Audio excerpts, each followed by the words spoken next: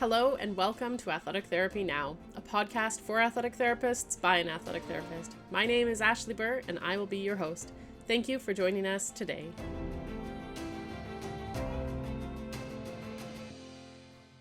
Welcome to episode, I think this is 13, Messy Truths of Being an Athletic Therapist.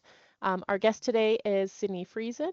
Sydney is an athletic therapist and certified postnatal fitness specialist in the small town of Kingsville, Ontario. Sydney graduated in 2020 from Sheridan College and began her practice working alongside chiropractors and physiotherapists while gaining additional certifications in pelvic and perinatal health and fitness. While navigating the barriers of being a brand new grad and entering the professional world, she realized there were also additional barriers to being an athletic therapist that prevented her from gaining recognition and building clientele. Now she works at Erie Shores Rehabilitation alongside a pelvic health physiotherapist, registered massage therapist, and many other healthcare professionals as she continues to navigate the messy truths of being an athletic therapist. So Friesen, Sydney, start with your last name. So Sydney, the one question I ask everybody is, in one sentence, what's your favorite thing about being an athletic therapist? My favorite thing, hands down, is helping people feel more like themselves. Like the biggest compliment that anyone can give me is to say, I finally feel like myself again. And I'm like, I've done my job. I love that. I haven't heard anyone say that yet on the podcast, but I absolutely love that because it's so true, right? Like getting clients back to where they want to be and feeling like themselves. And I suspect in postnatal health that Yes. that is a big part of that is just feeling like yourself afterwards with the pregnancy. Absolutely, yeah. Yeah. So, I asked you to come on the podcast because I saw your post about the messy truths about being an athletic therapist. It was on Instagram, probably back in like May, and I connected with that so much. And some of the things that were on there was that, you know what, we'll save that for later because I think that's one of my questions for you. So let's start by what prompted you to create the reel about the messy truths of being an AT? Well, honestly, I should have done it way sooner. I had it was kind of I have a sort of going list of reels and stuff that I want to make, but I had this idea a long time ago because we were not told in school how building your business is going to be. Like they tell you how to do it and they say, if you're going to start a business, join up with someone who has some business experience, all those kinds of things, but they don't talk about how hard it is to build clientele as an athletic therapist when you potentially are completely surrounded by fully regulated health professionals who are so well known by everyone in wherever it is that you live. And I live in a very small retirement town, and everyone uh, knows who physios are, and no one has heard of an athletic therapist.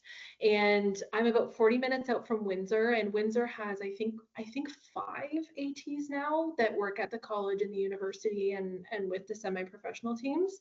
But there is not one in my town, and there's not one in the town over from mine. I am it. And so navigating being a professional in a profession that no one has heard of and trying to gain clientele and trying to, market yourself to the doctors and especially as a more pelvic health based practitioner to the OBGYNs and to have them refer to me versus physio is impossible, right? Like that's the first word out of everyone's mouth is, have you tried physio?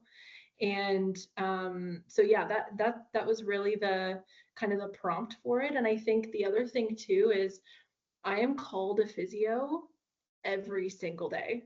And part of that is because I work in a physio clinic, and people just honestly don't know the difference, and they just know what a physio is, and they're like, well, you kind of do the same thing, so I guess you're a physio. And so building up my clientele in this office that I now work in, I'm realizing there's a lot of barriers when it comes to people knowing who I am and what I do, but also they've been referred to a physio. So they want to see a physio. They don't want to see an athletic therapist. They're like, yeah, my doctor told me I have to go to physio. And our admin team does an incredible job of telling them who I am and what I do and how it's the same. But at the same time, they're like, yeah, but I still just want to see a physio. So there's definitely some barriers that I see every single day.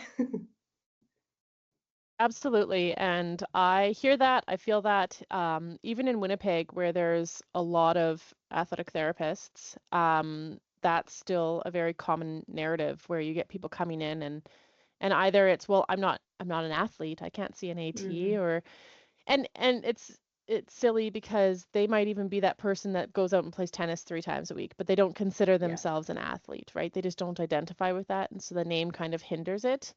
Or they go to get a referral for their insurance, and their doctor says, Mm, "No, I think physio because you're not an athlete, right?" Um, but yeah, I hear that. Um, and the one thing I wanted to pull that from that is what you were talking about with the importance of the administration and how they play such an important role in letting people know about what it is that you do as an AT and how you're not just there for elite athletes, but for anybody who wants to move, right? Yeah, yeah, Hmm. absolutely. And what we actually started doing too is with every new patient we see, we send an assessment letter and a discharge letter to their family doctor. And so we started sending kind of a cover letter that is a really short form of what I do and who I am and what training I have and those sorts of things. Um, because then hopefully, I mean, we can take pamphlets to doctors, but I mean, we want them to see it across their desk every day. And so the more we can send those kinds of things out, that's really what we've started to do a lot more, rather than just like handing them a stack of brochures that they might read once, but really, like I was saying before, their mind is physio, right? So they're like, oh, I heard of this other practitioner, but just go to a physio. Yeah. Yeah. It's in the last podcast I did with Lindsay, she talks about trying to get athletic therapy becoming a household name, Hmm, similar to physiotherapy, right? Instead of saying go see a physio, have that name be go see an athletic therapist. So absolutely. yeah, that's because the more people who know what it is, whether it's, they're coming to see you or seeing the other AT down the street, not that there is one down the street from you, but that just Hmm. opens it up for all the ATs across Canada. So yeah. And I think that opens up the conversation of insurance as well. Like the more that insurance companies have people calling to ask, the more they're going to be likely to add that into insurance plans. Like if no one ever calls and says, "Can you add athletic therapy?" Like what reason do they have to add it, right? Yeah. So just like, and we tell that to people all the time too. We're like, just call and ask. Like the worst they're going to say is no, and then you can see one of the physios in our office. But if you ask and they say, sure, we can add it, then there you go. And Yeah, and my schedule isn't usually as full as the physios, so they can get in to see me sooner. offload that physiotherapy side of things, especially in small Mhm. towns, right? Did you know that the Athletic Therapist Association, so the CATA, has a letter that your clients can send to their insurance company and to the HR department at their offices or their workplace? I did, and you know what? I've never thought to give it to them until this Yeah. moment. Like I knew it existed. I was like, yeah, that's a thing, but like maybe I need to just print a bunch of them out and hand them out. Yeah, I have it linked on my website. So I put Okay. it on my website as a because it's basically a Word document, right? So I put it as a Okay. Google Doc on my website, and I just emailed the link to my clients, tell them to copy it and edit it to work with what they need it to work for, Okay. and Yeah, then hand yeah. it in. So yeah. Side note there. Yeah. Yeah. That's a no, it's a good idea. So what are your top two messy truths about being an athletic therapist? Insurance is the first one. People not having AT listed on their coverage is the number one barrier, because when they call our office and our admin team does say, would you rather, we have this other practitioner in here, she's an athletic therapist, do you have coverage? And they say no, that's the first barrier, because they can't even get in to see me. Yeah, absolutely. um, so yeah, I just find that if that were to change and that is on more insurance companies, more people are seeing that, more people have the ability to seek that treatment. Luckily, in my office, in the office where I work, anyone who self-pays, they just send into my schedule, whether they call for a physio or an athletic therapist. But that's a very small percentage of the people that I see, for sure. So that's the big one, is insurance, for sure. And then the other one I would say is just not knowing who we are. Like calling to see a physio or being referred to a physio. Um, I think I'm slowly seeing that start to change.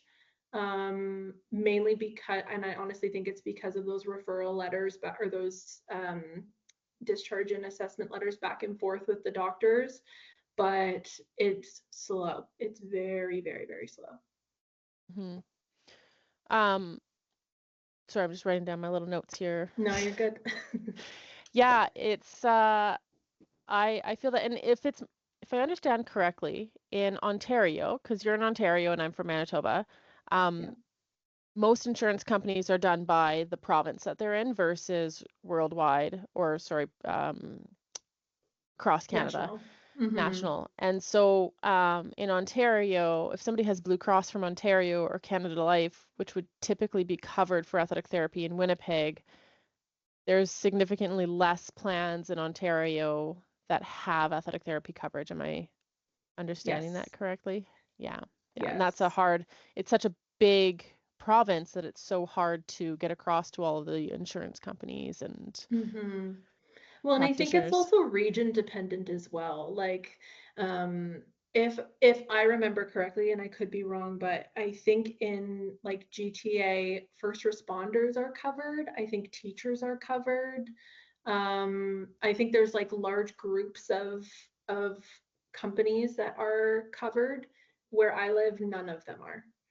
And so that's a huge barrier when it comes to like yeah, like first responders, seeing police officers and firefighters and paramedics, and then also teachers. None of them have it included at all. And so even if, like, let's say they move from the GTA where it is covered, and then they move to our school board or a company around here, they've never had a reason to add it before, because the ATs don't exist here. Yeah, I did a practicum placement out in Prince Edward County Mm, in, it's got to be like 2010. And I remember searching for an athletic therapist within like an hour drive from where I was, and there was nobody, like mhm, absolutely nobody. And that was only 14 years ago. I taught a course out in Belleville last fall, so a year ago. There was tons of them there. So many mhm. ATs in the Yeah, Kingston and Belleville area. So it was really nice to see the change. So it's going yeah. somewhere. It's headed in the right I direction. know. It is definitely like when I'm up at in Brampton. So I went to school in Brampton, which is just outside of Toronto. And when I'm there and visiting with either my roommates or school friends or whoever, or even if I'm just like looking up something in that area, they're everywhere. ATs are everywhere. But also remember too that that's where all of the schools are. That's where all the professional teams are, right? They're all localized to that sort of perimeter. And anything outside that, it's like, well, there isn't a whole lot here. And so it's just kind of like um, finding where we fit in an area where there isn't as much field stuff. That's I think probably one of the biggest differences is that there just isn't as many field opportunities here, so we just don't see as many ATs here. Mm, yeah, yeah. Um, And I guess it's similar in Winnipeg or in Manitoba. I mean, Winnipeg is our like major town, right? We've got Winnipeg, we've got Brandon, we've Mm-hmm. got a few other smaller towns, and there's tons of ATs in Winnipeg and the surrounding areas, and sports event coverage, and probably nothing outside of that. And I never even thought about that before because our province is so small anyways that Mm-hmm. it's never even crossed my mind. Yeah. Yeah, interesting. Um, Thank you for sharing that with me. I agree that insurance and just that not being a household name is two of the biggest barriers and messy truths. Um, how can people listening to this podcast navigate those top two messy truths? You've kind of mentioned it, but what are Mm-hmm. the top couple of things that they can do? Let's say three items that they can do to increase awareness about athletic therapy. Well, I think one of the biggest things, and this is really hard if you're on your own, but if you're working in an office that has an administrative team, educate them because they're the first line of, someone calls that office and they are the very first people that are going to talk to those potential patients that are calling. And when I first started working at the office I'm at now, my administrative team had never heard of an athletic therapist before, but now they're very well educated in the sense to be able to recommend that certain people see me versus a physio or any of the other services in our office. But definitely administrative is huge. But if you're working on your own, then you have to do that recognition. You have to do all the reaching out, and you have to yeah, one of the things I did before I started working at this office and I was completely on my own was I would bring brochures around to different offices. I would send emails that are kind of to any place in kind of Windsor Essex, that's our full county, where they may have people that they might want to refer to me. So any social working office, I sent it to the OBGYNs, I sent it to other physio offices and those kinds of things. And just introducing myself, who I am, asking if they can be part of my referral network. And I think that did get me a little bit right at first, but like I said, it was really slow. It was really, really slow growing for sure. I love that the emails that you're sending out to other practitioners, it's not about you when you're emailing them, it's about them. Can you be part of my referral network? Can I send you clients? Because I feel like that when you go to somebody and you say, "Hey, can you send me people?" they're going to be less Mm-hmm. likely to send you people because what does that mean to them versus, what can I do for you to help you Mm-hmm. and tell me about your practice. Can I refer clients to you? What kind of clients can I refer to you? I think that speaks volumes to people about the type of therapist you are and not wanting to hold on to people too tight, right? So I love that you said that. Mm-hmm. I think that's a Yeah, great and I way. think too, like getting yourself out there in any way that you possibly can, even if it's like going to field events that you don't enjoy, hand out your business cards. I think that we're really shifting into the time of social media and branding being a really big deal. And like, put your logo out, like, have a logo, put your logo out, like, brand yourself. Because, so for example, I went to a midwife event today and I was a vendor with my with the pelvic physio that I work with, and the amount of people that I saw who were like, I know you from social media, like I feel like I know you, but I have never met you in person. People who recognize our logo, people who recognize my face. I think that is huge. And I think that it's depending on the population that you work with, obviously, and the population of where you live, but at the same time, like, doing community events, like showing up, just literally show up, and people will recognize you and they'll remember you if you do something that's memorable to make them remember you. Yeah, absolutely. I think that's great advice, and especially when you first start out, right? Like when you have that time Mhm. to build up and take the time to go to events and get to know the people in your community. When I first started out, I was working football, and at that time in Winnipeg now, when you cover a team, it is paid partially, like a small honorarium. But when I first started out, it was all volunteer, and I was there five Mm. days a week at all the games, at all the practices. And, I had a handful of football athletes come into the clinic to see me. But where that really helped was because I was on the sidelines all day, every day for the whole, like 3 hours to 3 to 5 hours, I got to know the parents. And Mhm. and the parents became my clients. And there's still parents and family members from when I was working football as a student in 2010 that still come into the clinic to see me, because I built that relationship and that trust off, like on the sidelines and outside of the clinic. And so there's something to be said about building time up and in a community event. Absolutely. And I think too, especially me being in a very small town, everything is community based.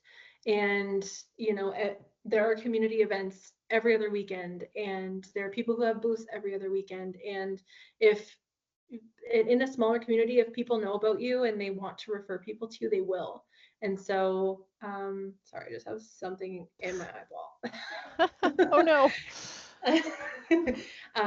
Yeah, so I just think that just being out in the community and doing community things is speaks volumes. Yeah, absolutely. So Cindy, is there anything else that you wanted to add into this podcast before we wrap it up? I just think that, I think athletic therapy is an incredible profession, and I think we deserve to be recognized, and we deserve to have good conversations, and, and utilize our skill set and our toolbox. Like, we have such a big scope of practice and such incredible intelligence and education to be able to do the things that we do. And so we deserve that recognition. And I think that we need to continue pushing through these barriers and working towards recognition and working towards, being that household name, because we really do deserve it.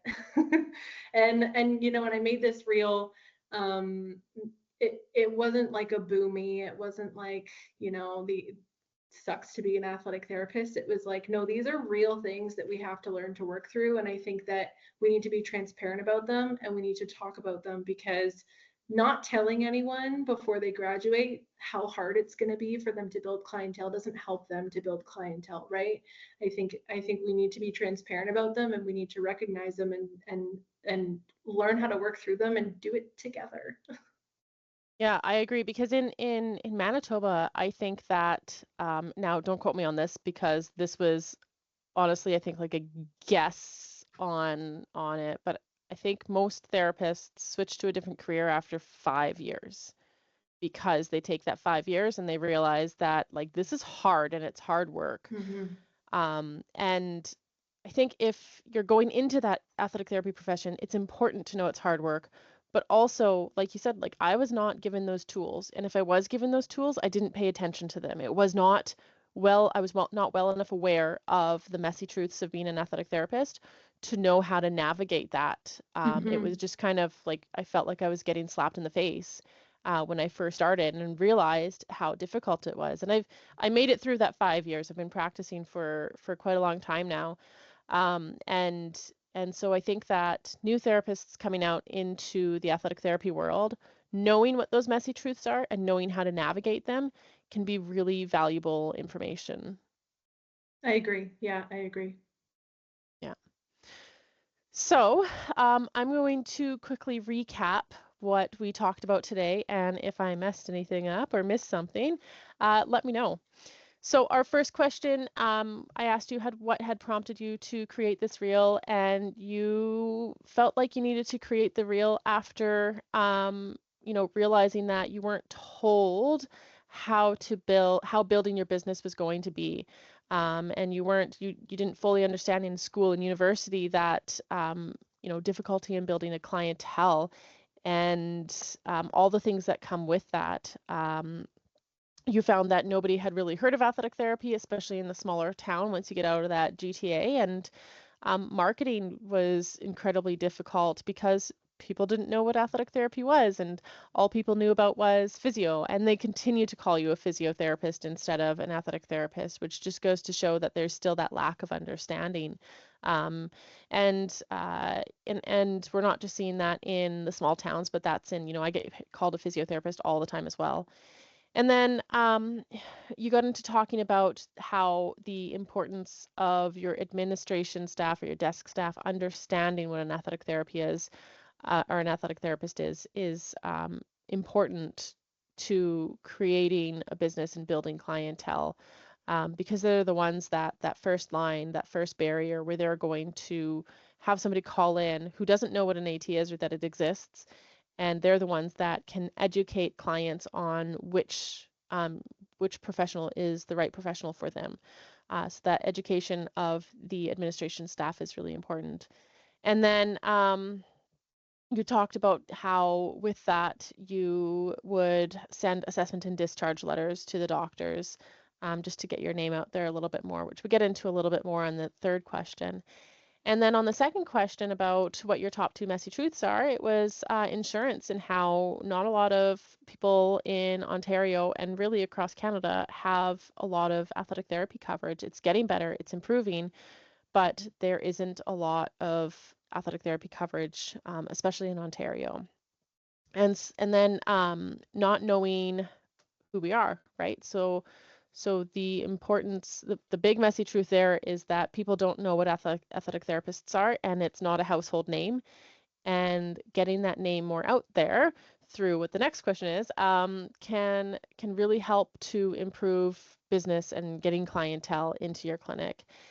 And then so one of the things that our listeners can take away from this is you had listed 4 things that practitioners can do to navigate these messy truths. One being educating the front desk so that they really understand what athletic therapy is and the types of clients that are ideal for an athletic therapist or for specific ATs, and bringing brochures to offices and sending out, earlier we talked about sending out the assessment and discharge letters to the doctors so that they are constantly seeing that athletic therapy name across their desk. So eventually it just becomes ingrained in their brain. And then sending emails to other professionals asking if they can be part of the referral network, and attending community events, building up that relationship with people in the community, and building up that your logo, so people when they see your logo they know exactly who you are and they know what that athletic therapist does and where they are and what they do. um, did I wrap that up well? Did I You miss did. anything? Okay. No, I Okay. think you covered it pretty well. All right, anything you wanted to add to that? No, I think I'm No. good. Good. Awesome. And I think the big takeaway from this podcast is that, our our skill set is there. We have a really good skill set and we know so much information, and our scope of practice is huge, and that allows us to tweak it and play around with things a little bit to adjust to how we want to work. And so um, the nice thing about being an athletic therapist is that you can choose to do the things that you want to do. You can work with prenatal, postnatal, you can work more with athletes, you can work more with the sedentary population, because our understanding and knowledge of the musculoskeletal system and exercise and fitness and movement is in combination with our understanding of injury and rehab. There aren't any other professions like it, right? Like we think that it's like physio, but it's not. There is a difference, and um, getting that information out there and getting people to understand what athletic therapy is, I think, is super important. So Absolutely. thank you, Sydney, for joining me on the podcast. I really appreciate it, and we hope to have you back soon. Thank you.